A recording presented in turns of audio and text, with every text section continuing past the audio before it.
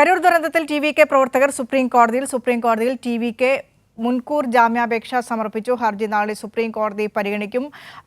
വിഷ്ണു തലവൂർ ദില്ലിയിൽ നിന്ന് ചേരുന്നുണ്ട്. വിഷ്ണു, ആൾക്കൂട്ട ദുരന്തവുമായി ബന്ധപ്പെട്ട മദ്രാസ് ഹൈക്കോടതിയെ സമീപിച്ചിരുന്നു ടി.വി.കെ. അപ്പോൾ ഹൈക്കോടതി ഇത് സംബന്ധിച്ച നിലപാടിൽ ഹൈക്കോടതിയുടെ ഉത്തരവിൽ തൃപ്തി പോരാഞ്ഞിട്ടാകണം മേൽക്കോടതിയെ സമീപിച്ചത്.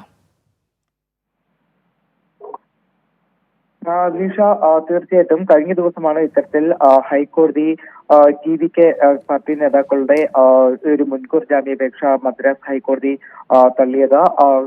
കോടതി രൂക്ഷ വിമർശനങ്ങളും കഴിഞ്ഞ ദിവസം മദ്രാസ് ഹൈക്കോടതി ഇത്തരത്തിൽ ടി.വി.കെക്കെതിരെ ഉന്നയിച്ച ഒരു സാഹചര്യം കൂടി ഉണ്ടായിരുന്നു. എന്തായാലും മദ്രാസ് ഹൈക്കോടതി ഇവരുടെ മുൻകൂർ ജാമ്യാപേക്ഷ തള്ളിയതിന് തൊട്ട് പിന്നാലെയാണ് ഇപ്പോൾ സുപ്രീം കോടതിയെ സമീപിച്ചിരിക്കുന്നത്. സുപ്രീം കോടതിയിൽ മുൻകൂർ ജാമ്യാപേക്ഷ അല്പം മുന്നെയാണ് ഇപ്പോൾ ഫയൽ ചെയ്തിരിക്കുന്നത്. അതോടൊപ്പം തന്നെ നാളെ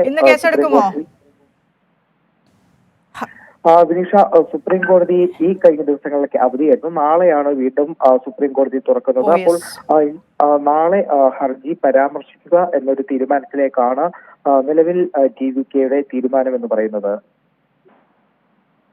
ശരി, ഇന്ന് ഞായറാഴ്ചയാണ്, ഇന്ന് കോടതി അവധിയാണ്. ഏതായാലും സുപ്രീം കോടതി ടി.വി.കെയുടെ മുൻകൂർ ജാമ്യാപേക്ഷയുമായി ബന്ധപ്പെട്ട ഹർജി നാളെ പരിഗണിക്കാൻ എടുക്കുമെന്നാണ് മനസ്സിലാക്കുന്നത്. വിഷ്ണു തലവൂരാണ് വിശദാംശങ്ങൾ പങ്കുവച്ചത്.